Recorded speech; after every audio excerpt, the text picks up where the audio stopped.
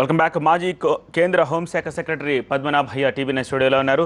In fact retire అయిన తర్వాత కూడా ప్రైమ్ మినిస్టర్కి నార్త్ ఈస్ట్కి సంబంధించి ఆయన అడ్వైజర్గా పనిచేశారు. పద్మనాభయ్య గారు, ప్రపంచంలోనే మోస్ట్ వాంటెడ్ టెర్రరిస్ట్ని అమెరికా మట్టుపెట్టింది. ఒబామా చేసిన ఈ ఆపరేషన్ని భారత్ ఎలా చూడాల్సిన అవసరం కనిపిస్తుంది? చాలా సక్సెస్ఫుల్ ఆపరేషన్ అండి. చాలా ప్రిసైజ్గా చేశారు వాళ్ళు. 7 years they have been following. అది ఇట్స్ టెర్రరిజంకి ఒక పెద్ద దెబ్బ ఇది, నో డౌట్ ఆన్ దాట్. కానీ మనం ఆలోచించాల్సింది ఏమిటంటే, మీరు అన్నట్టు మరి ఇంకోసారి పాకిస్తాన్ ఈజ్ టెర్రరిజంకి అడ్డా అని చెప్పేసి, టెర్రరిజం యొక్క జన్మస్థానం అది అక్కడ that is the ఎపీ centre for terrorism అని ఇంకోసారి ప్రూవ్ అయింది. కానీ ఎన్ని మాటలు ప్రూవ్ అవ్వాలా? ఒకసారి కదా, ఇది 10th time that it has been proved. So దీని గురించి ఇండియా ఏ విధమైన చర్యలు తీసుకోవాలి, ఇప్పుడు అమెరికా ఏ విధమైన చర్యలు తీసుకోవాలి, that is more important now to discuss rather than the operation it self. Operation is successful, wonderful operation. And immediate impact ఏమవుతుంది అది కూడా కొంచెం ఆలోచించవచ్చు. ఒకటి ఏమిటంటే, టెర్రరిజం పెద్ద దెబ్బ తగిలినా కూడా there could be reactions from these people. ఎందుకంటే ఈ Osama bin Laden was an ideologue, he was an inspiration, spurti ఆ మూమెంట్కి. But operationally he was not in charge really of operations.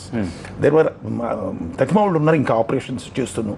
తర్వాత it has become a decentralise this one. ఒక స్టేట్లో ఉన్నది కాదు.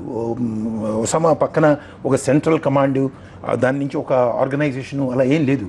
It's a loose outfit with so many terrorist modules in various places. అందువల్ల ఈయన పోయినా కూడా other people would try to continue this. ఇది కంటిన్యూ చేయడానికి ప్రయత్నిస్తారు. అందువల్ల అది ఒకటి మనం గుర్తులో పెట్టుకోవాలి. సో బిన్ లాడెన్ తోటి అల్ ఖైదా చచ్చిపోలేదు, ఇంకా ప్రపంచం మొత్తం మీద బిన్ లాడెన్ స్థాపించిన అల్ ఖైదా అది ఆయన స్ఫూర్తిదాయకుడు, దానికి ఇన్స్పిరేషన్ అది. బట్ ఆపరేషనల్ పీపుల్ చాలా మంది ఉన్నారు వాళ్ళు, అందులో ఒక లీడర్షిప్ రావచ్చు ఇంకా. అందువల్ల ఇది ఎండ్ అయిపోయింది అని అనుకోవటం అది చాలా తప్పు. Second thing is I wanted to mention, ఇప్పుడు మీరు మరోసారి ప్రూవ్ అయిందని చెప్పేసి me your ticker shows that అది కరెక్టే. అది కానీ అమెరికా ఈ విషయం రియలైజ్ చేసి ఏమిటి చేస్తుంది? బికాజ్ అమెరికా యొక్క role is very very important in this for us. ఇప్పుడు ఒక ఉదాహరణ చెప్పాలంటే, బాంబే బాంబ్ బ్లాస్ట్ అయినాయి 1992-93 డిసెంబర్లో. అప్పుడు వీళ్ళ ఉపయోగించిన grenades they were manufactured in Pakistan ordinance factories.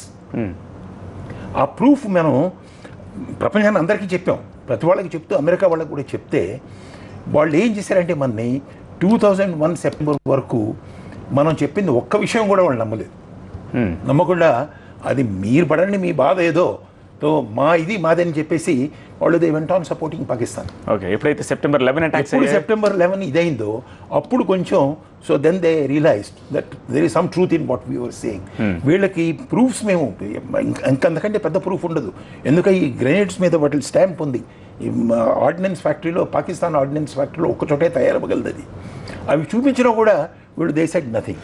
Right. తర్వాత కాశ్మీర్లో అంత ఇది జరుగుతుంటే, ఇంతమంది మనుషులు చచ్చిపోతుంటే, వీళ్ళు ఏమన్నారంటే అది Kashmir is a different issue, అది వేరే ఇంకెక్కడైనా అయితే మేము వీ కెన్ ఇంటర్ఫియర్ అన్నారు. బట్ బాంబేలో అయిన తర్వాత then they began saying again it is a outcome of Kashmir affair అని చెప్పేసి. ఆ తర్వాత ఏమైంది, 2006లో మన బాంబేలో జరిగినప్పుడు, అప్పుడు కూడా అమెరికా మన ఇంత సపోర్ట్ చేసేది కాదు. అమెరికన్ సిటిజన్స్ అందులో ఇన్వాల్వ్ అయ్యి చచ్చిపోయి ఉండకపోతే, it is because American citizens also were involved. Okay, బాంబేలో తాజ్మహల్ హోటల్లోను, ఓబెరాయ్ హోటల్లోను వాళ్ళు చచ్చిపోవడంతో then some amount of support has come.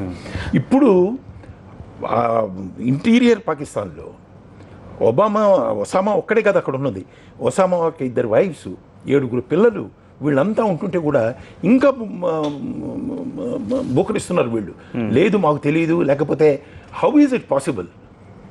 Right. Ramesh Babu garu, మీరేం చెప్తారు? మీరు సెంటర్ ఫర్ అమెరికన్ స్టడీస్లో వర్క్ చేస్తున్నారు.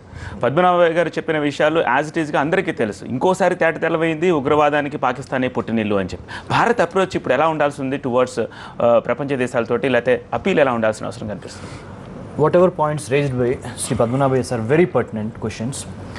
Number one, from India's perspective, how do you deal with Pakistan? Number one, that is locally. If you go a little beyond, globally, how do you contain terrorism? Which has ramifications for South Asia, which means for India. These are the two things that I would like to put it in perspective, sir. Number one, as sir very, very correctly mentioned, Pakistan has been the epicenter of terrorism. There is no doubt about it.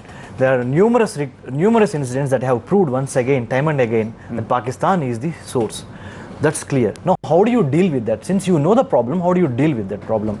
Here the question comes, the challenge is how to convince United States in our war against, or in their war against terror. Where does India find its place? These are the two important questions. ఈ రెండు విషయాలు మనం చూసుకున్నప్పుడు మనం ముఖ్యంగా పాకిస్తాన్కి గత 10 సంవత్సరాల్లో Americans, can you believe it sir, $20 billion సహాయం చేశారండి. రైట్.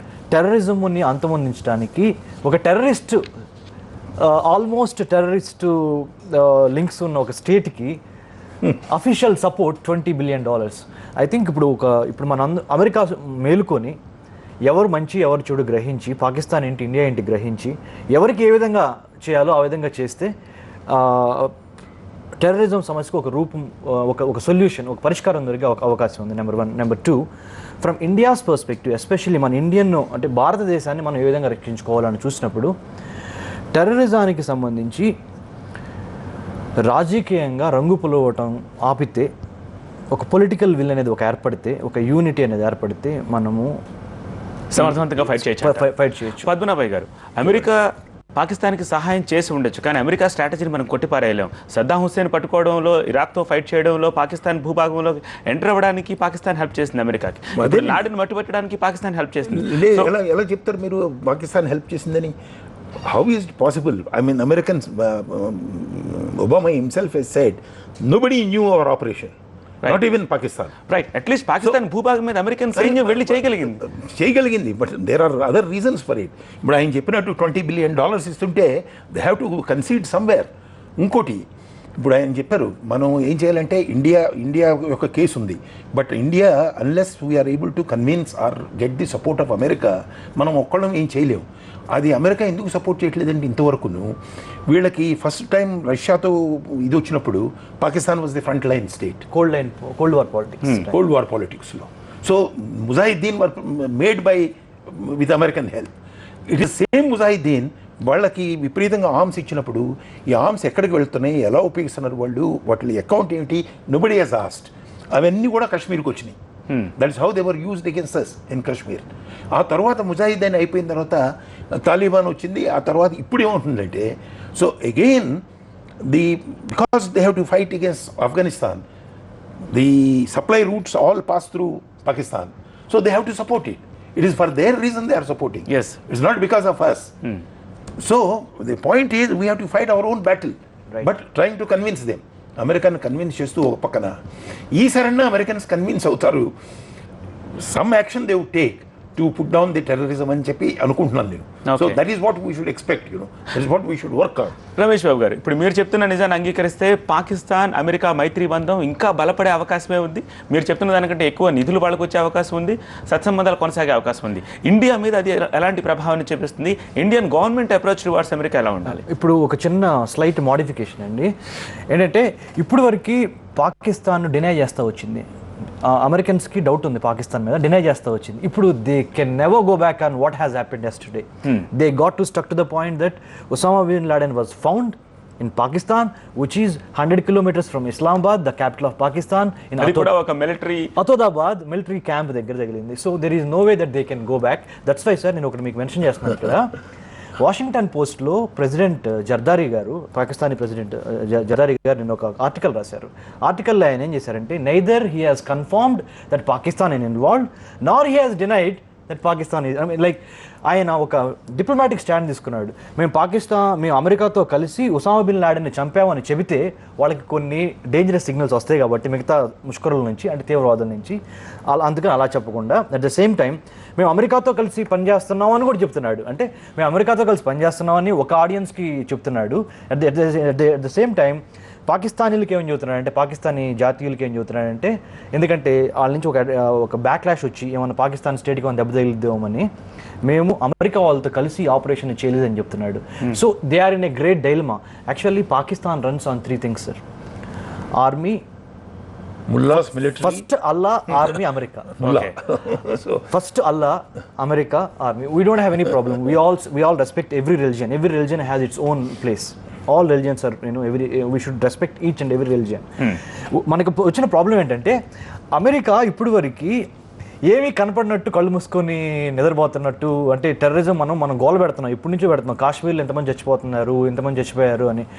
చాలా Bombay is a typical example. Bombay 26/7 was a typical example.